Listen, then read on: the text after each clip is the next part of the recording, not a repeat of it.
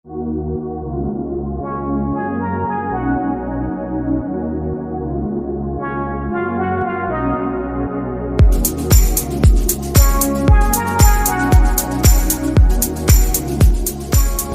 Friends, this is Nivedita from Vidisha Madhya Pradesh. दोस्तों, आज हम ऐसे खास व्यक्ति से आपको मिलवाने जा रहे हैं जो पेशे से तो फिजियोथेरेपिस्ट है, लेकिन साइकिलिंग के ज़रिए लगातार अपनी सेहत और पर्यावरण को सुरक्षित करने का संदेश दे रहे हैं। और जुनून ऐसा है कि पिछले 3 साल में करीब 7,500 किलोमीटर की यात्राएं पूरी कर चुके हैं, जिसमें 50 किलोमीटर की 52 यात्राएं और 100, 200 और 300 किलोमीटर की 2-2 यात्राएं शामिल हैं। दोस्तों, हम बात कर रहे हैं डॉक्टर सुनील चौहान जी की, जिनकी उम्र तो ज़्यादा नहीं है पर उम्मीदें कई ज़्यादा हैं। डॉक्टर चौहान साइकिलिंग के साथ साथ पर्यावरण को सुरक्षित करने का संदेश भी दे रहे हैं, जिसमें वे मैदानों को जंगलों में तब्दील करने के लिए बीज और पौधे रोपने का काम कर रहे हैं। डॉक्टर चौहान हमेशा से ही लोगों को जागरूक करते रहे हैं और इसी जागरूकता अभियान को आगे बढ़ाने के लिए वे अगले महीने विदिशा से अयोध्या तक की करीब 650 किलोमीटर की यात्रा को साइकिल से पूरा करेंगे। आप सोच सकते हैं कि कितनी बड़ी बात है, तो आइए उनसे आपको रूबरू कराते हैं। तो दोस्तों, डॉक्टर सुनील चौहान जी हमारे साथ हैं। सर, आपका बहुत बहुत हम धन्यवाद करना चाहते हैं कि आप हमारे साथ जुड़ रहे हैं और हमारे दर्शक आपको सुन पा रहे हैं। तो सर, जैसा कि अभी हमने बताया हमारे व्यूअर्स को कि आप अगले महीने अयोध्या की यात्रा पर जा रहे हैं साइकिल से, तो सर शुरुआत हम इसी से करेंगे। हम सबकी दुआएं और शुभकामनाएं आपके साथ हैं। आपकी यात्रा निश्चित ही सफल होगी और हम ऐसी कामना करते हैं कि एक नया कीर्तिमान आप स्थापित कर पाएंगे। तो सर, सबसे पहले हम जानना चाहते हैं कि मतलब इतनी ज़्यादा आप यात्राएं कर चुके हैं, करीब 8,000 किलोमीटर की यात्राएं आप पूरी कर चुके हैं, तो मतलब कैसे आपने ये सोचा और कैसे आपको इतनी सारी इंस्पिरेशन मिली और साइकिल से मतलब निकल जाना अकेले और इतना कुछ कर लेना, तो वो हमें बताइए सर। तकरीबन 3 साल पहले मैंने रॉयल इनफील्ड खरीदी थी और मैं उसको चलाना सीख रहा था। एक दिन मुझे ओवरब्रिज के तरफ में मेरे परिचित फिजियोथेरेपिस्ट डॉक्टर अमित नेमा जी साइकिल चलाते हुए दिखे। वो साइकिलिंग कर रहे थे, मैंने उनके बाजू में देखा, उनको पूछा, उन्होंने कहा फिट रहने के लिए साइकिलिंग करते हैं। तो बस उस दिन से मैंने डिसाइड किया कि मैं भी कुछ साइकिलिंग करूँगा। घर में जाके देखा, एक पुरानी साइकिल पड़ी हुई थी, उसको रिपेयर कराया और थोड़ा 10, 20, 15, 20 किलोमीटर धीरे धीरे करके हैबिट करके 50 या 60 किलोमीटर तक पहुंच गए। तब तक साइकिलिंग के बारे में जो देश के लेवल पर जो लोग हैं, मेरा उनसे भी परिचय होने लगा। मैंने फेसबुक पे सर्च करके उन लोगों से बात की तो देखा कि उन लोगों के पास अच्छी साइकिल है। फिर मैंने भी एक थोड़ी अच्छी साइकिल फायरफॉक्स की खरीदी और उसके बाद धीरे धीरे बढ़ाता चला गया। तो साइकिलिंग करते करते ही अपने आप में और प्रैक्टिस होती चली गई। तो वो 50 किलोमीटर भी कई बार हो गया, फिर 100 भी, फिर 200 भी और फिर अभी 655 किलोमीटर का चले भी गया हुआ है। तो वो अयोध्या तक का वो दूरी है। सर, जैसे कि हमें पता चला ऐसा कि पहले आपने साइकिलिंग शुरू की, उसके बाद आप धीरे धीरे पर्यावरण की तरफ भी मुड़ रहे हैं, मतलब मैदानों को जंगलों में तब्दील करने का भी एक अभियान आप चला रहे हैं। तो सर, उसके बारे में हमें कुछ बताइए। देखिए, साइकिलिंग करते टाइम एक बार मुझे कहीं से आइडिया आया कि क्यों ना पेड़ भी साथ में लगाए जाएं। तो फिर मैंने वो शुरू किया। लेकिन मैंने ये देखा कि जो जंगल होता है, जो वो नेचुरल वे में उगता है, मतलब कहीं पेड़ से बीज गिरा, वो बीज गिर के कहीं चला गया, वहाँ से उग गया।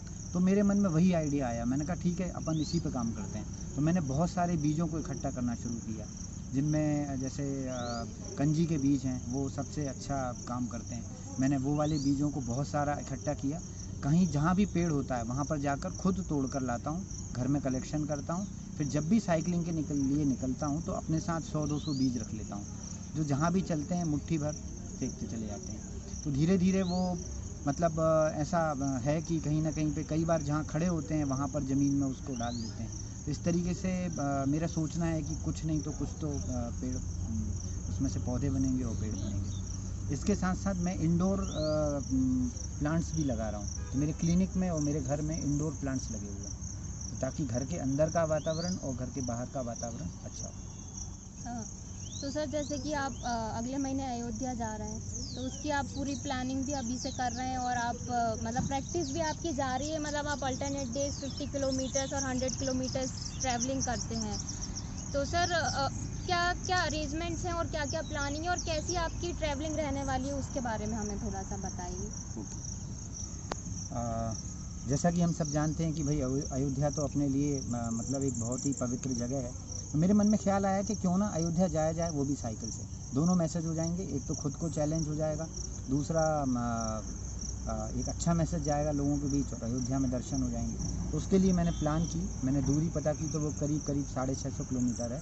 अपनी क्षमता के अनुसार मैंने उसको 3 दिनों में डिवाइड कर लिया, मतलब मैं तकरीबन 200-225 किलोमीटर साइकिलिंग रोज़ कर सकता हूँ।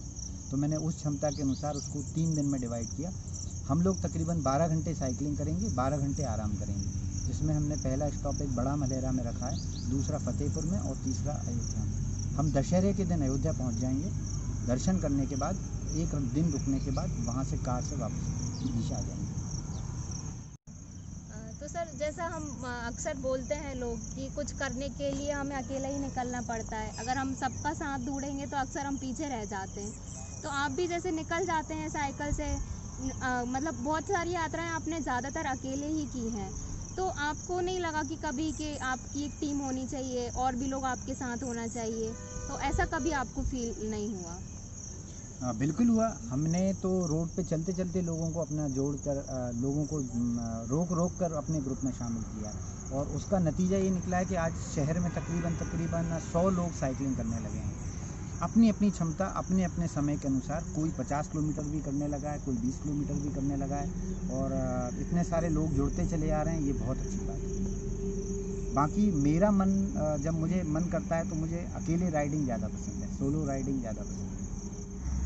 क्या आप एक्सपीरियंस करते हैं जब आप अकेले रोड पे साइकिल पे चल रहे हैं, आसपास कोई नहीं है, तो उस समय आपके क्या क्या एक्सपीरियंसेस होते हैं? देखिए, अकेले का सवाल ही नहीं उठता, पूरा नेचर साथ में होता है। ठीक है, हम साइकिलिंग जब करते हैं ना तो हम पेड़ की पत्तियों को महसूस कर सकते हैं, उनको हिलते हुए देख सकते हैं, पक्षियों को देख सकते हैं। ठीक है, खेतों में अंदर जाकर वो हवा को महसूस कर सकते हैं। तो अकेले तो कभी नहीं होते। और इन सब चीज़ों को, इन छोटी छोटी चीज़ों को ऑब्ज़र्व किया है तो ये सिर्फ साइकिलिंग की वजह से हो पाया। बहुत छोटी छोटी चीज़ों को हम फील कर पाते हैं। सर ये तो बिल्कुल सही बात आप बोल रहे हैं, क्योंकि मैंने तो मतलब अभी कुछ दिनों से, लगभग 6-7 दिन से मैं साइकिलिंग कर रही हूँ, तो हर वो इंसान जो साइकिलिंग करता है उसको ये चीज़ फील हो जाती है। सर मुझे इतने ही दिन में हो गई कि हम नेचर से मतलब खुद को बहुत जुड़ा हुआ महसूस करते हैं और एक तरह की पॉजिटिविटी आती है हमारे अंदर। मतलब जब तक हम कोई काम नहीं करेंगे तो हमें उसमें कोई ख़ास चीज़ नहीं लगेगी। मेरे को भी यही लगता था कि यार साइकिलिंग है, क्या है, कुछ तो भी लेकिन जब मैं गई तो हर रोज़ एक एक्साइटमेंट मन में रहती है कि नहीं, आज किलोमीटर्स बढ़ाना है, कल हम इतने किलोमीटर ज़्यादा चलेंगे। तो सर मेरे को भी बहुत अच्छा लगा पर्सनली साइकिलिंग करके।